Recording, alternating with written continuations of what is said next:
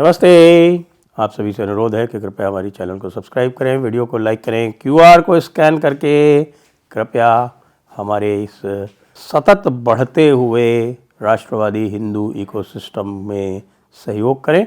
और ऑपरेशन सिंदूर की मर्चेंडाइज जारी हो चुकी है हमारे यहाँ से, और आप कृपया नीचे दिए हुए लिंक को क्लिक करके वहाँ पर जाके उसको क्रय कर सकते हैं। क्या मोहम्मद यूनुस रिज़ाइन करने जा रहा है?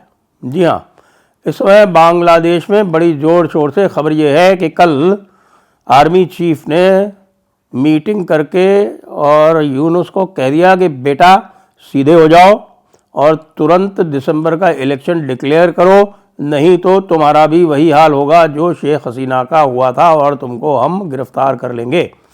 तरह तरह की बातें चल रही हैं इस समय।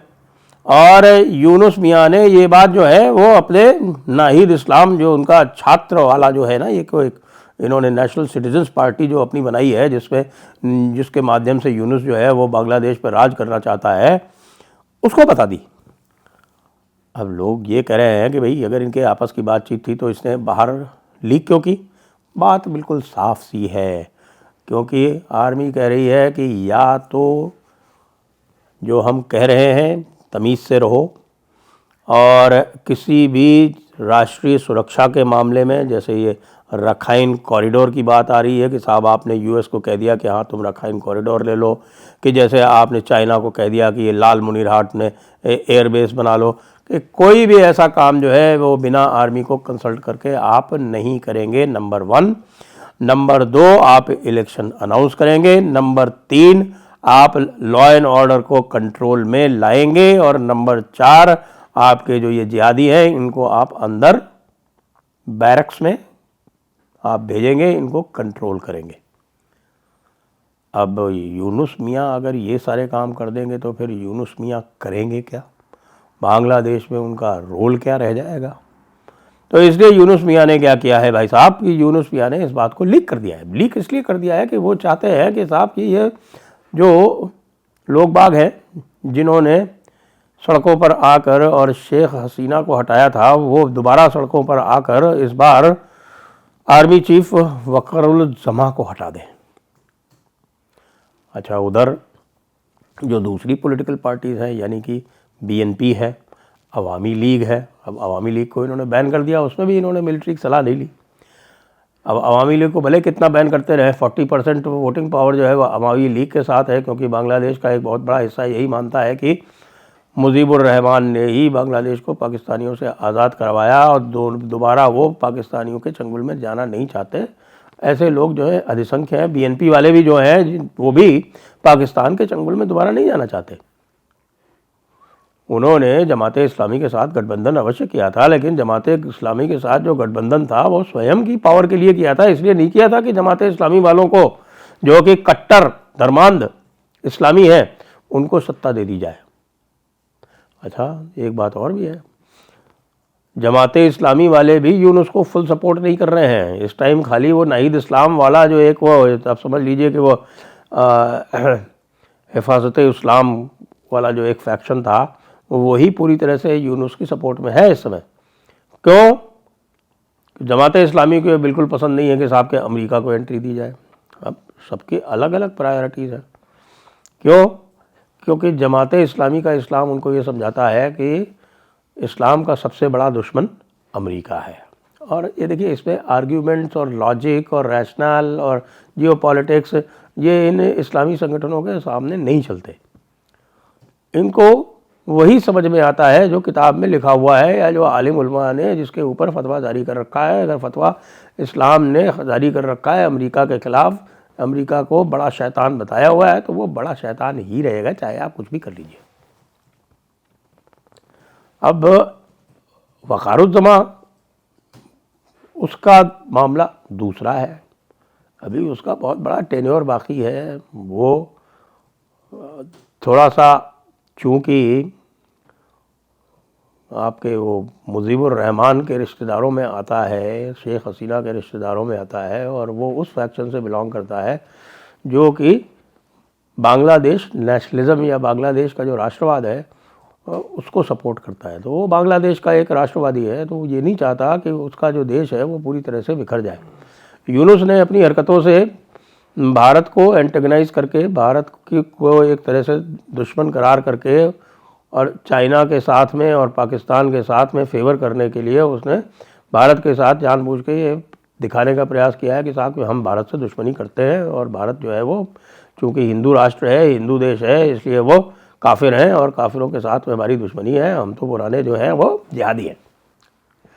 उस चक्कर में इनकी इकोनॉमी की ऐसी तैसी हो गई।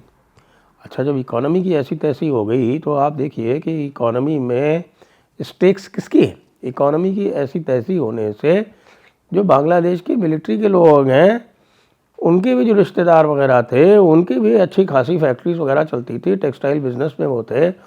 अवामी लीग के जो लोग हैं उनका इस टेक्सटाइल बिजनेस में बहुत बड़ा हाथ था। ये भी एक कारण है कि यूनुस इसको बर्बाद करने का प्रयास कर रहा है, यानी जिसको बोलते हैं ना कि you cut off the nose to spite the face, वो वाली कहावत जो है वो यूनुस चरितार्थ करने का प्रयास कर रहा है। भारत ने क्या किया?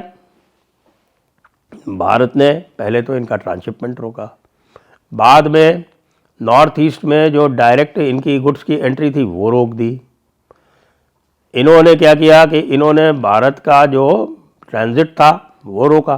तो भारत ने दूसरा काम कर लिया, इन्होंने वहाँ रखाइन स्टेट में यानी अराकान आर्मी के सहायता से और चिन जो स्टेट है उसके लोगों की सहायता से जो अपना वो कलाडान मल्टी मॉडल प्रोजेक्ट है, यानी सिटवे से लेके और कोलकाता तो सिटवे एक डायरेक्ट सी ब्रिज बना दिया।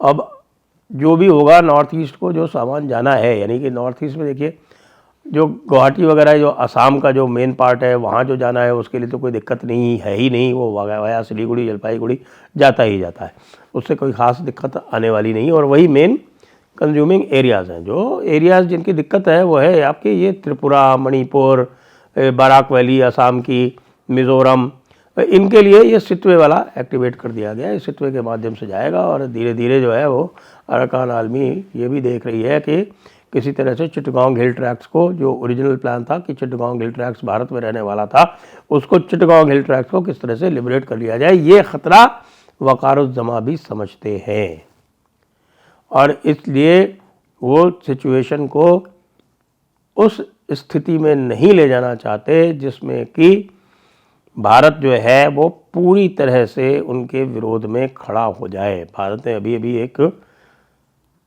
बहुत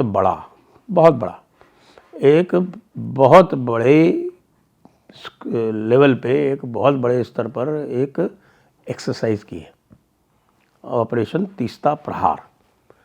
और वो जो है वो खाली आर्मी की एक्सरसाइज नहीं है, क्योंकि वैसे भी आप देखें कि जो इंटीग्रेशन है वो भारतीय सेना, भारतीय वायुसेना इत्यादि में जो लेवल ऑफ इंटीग्रेशन है वो आपने देख लिया अभी जो पाकिस्तान के साथ युद्ध हुआ कि वो कितने हाई लेवल तक पहुंच चुका है। वो हाई लेवल तक इसलिए भी पहुंच चुका है कि अल्टीमेटली थिएटराइजेशन होना है और पूरी की पूरी जो भारतीय सेना है वो 3 थिएटर में काम करेगी। यानी कि भारतीय सेना का मतलब हुआ कि पूरी मिलिट्री जो है वो 3 थिएटर्स में काम करेगी। उसमें एक नेवी का थिएटर होगा, जो पूरी जो मैरीटाइम फोर्स है वो उसका हेडक्वार्टर बता रहे हैं, या तो कारवाड़ होगा कर्नाटका में या फिर त्रिवेंद्रम होगा, 2 में से एक जगह है, अभी इसकी स्थिति क्लियर नहीं हुई है। और जो चीन की जो सीमा है वो जो थिएटर बनेगा वो किसी एयरफोर्स के ऑफिसर के अंडर में रहेगा और जो पूरे की पूरी आपकी वो उसका हेडक्वार्टर लखनऊ रहेगा। और जो आपका वेस्टर्न थिएटर होगा जो कि आर्मी के अंडर में होगा, उस वेस्टर्न थिएटर का जो हेडक्वार्टर है वो जयपुर होगा।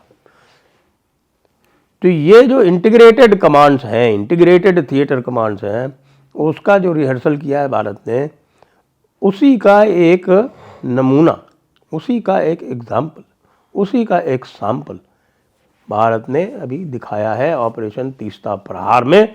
तीस्ता फायरिंग रेंजेस में सारे के सारे जो एलिमेंट्स हैं वहाँ पर जो 33 कोर है, 33 कोर सिलीगुड़ी के पास सुखना में उसका हेडक्वार्टर है, 3 उसकी माउंटेन डिविजन्स हैं, हासीमारा एयरबेस है और उसके अलावा हेलीकॉप्टर बेस है। उन सबको मिला के पूरा कंप्लीट एक ऑपरेशन तीस्ता प्रहार किया गया, उसको देख के वक़ारुज़्ज़मा जानते हैं कि ये मूर्खता होगी। और ख़ास तौर से जो पाकिस्तान की हालत की भारत ने 3.5 दिन में, उसको देख के तो उनको पूरी तरह से समझ में आ चुका है कि ये जो यूनुस है ये ज़बरदस्ती भारत से हमको युद्ध में झोंकना चाहता है। हम किसी भी तरह से भारत से युद्ध में नहीं जाना चाहते।